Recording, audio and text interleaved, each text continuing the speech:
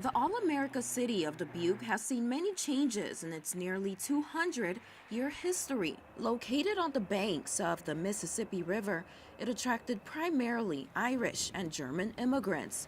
So much beauty, so much history.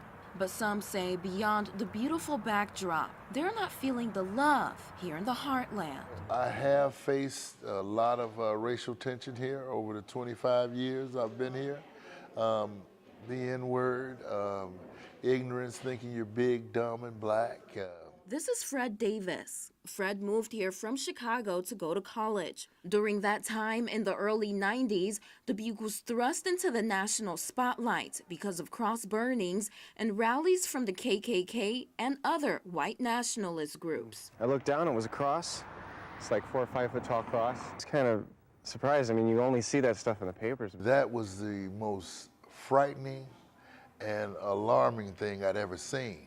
Cross burnings in modern day time.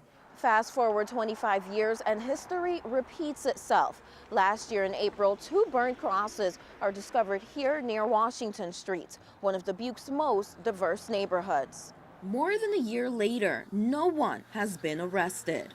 Those type of incidents allows for the 90s to continue to be here because we don't get any closure. KWWL filed an open records request with the Dubuque Police Department to learn more about the investigation. For example, how many suspects have been interviewed? Just a number. We didn't ask for specific names. Police Chief Mark Dawsing says because it's an ongoing investigation, much of the information is confidential, so we don't know where the investigation sits right now.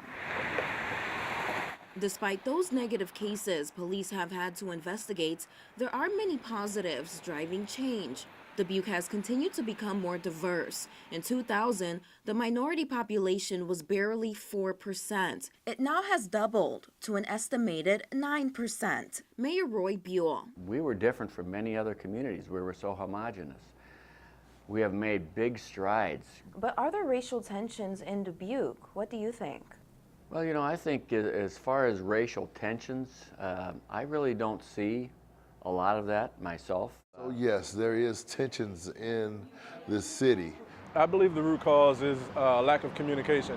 There are programs helping to fix what they say is an issue. One is Inclusive Dubuque. Its mission is to make the city feel welcoming for all. This work is really long-term work. You are not going to fix 500 years of racism in America with a network of 60 organizations in 3 or 5 years.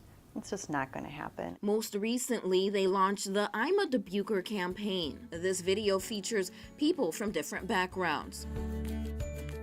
Another program is Circles Initiative, which is based after a national model. It's about bringing people together, building relationships as they engage in ways to thrive. That's where I met Fred. It's bringing the haves and the have-nots together. I've had a lot of white friends before, but it's doubled since I've gotten this program.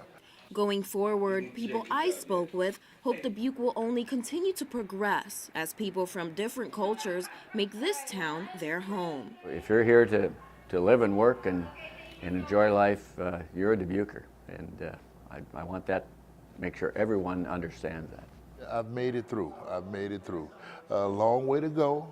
I still have my thoughts on some of the actions of different races, but I won't let that keep me back from progressing with me and my children.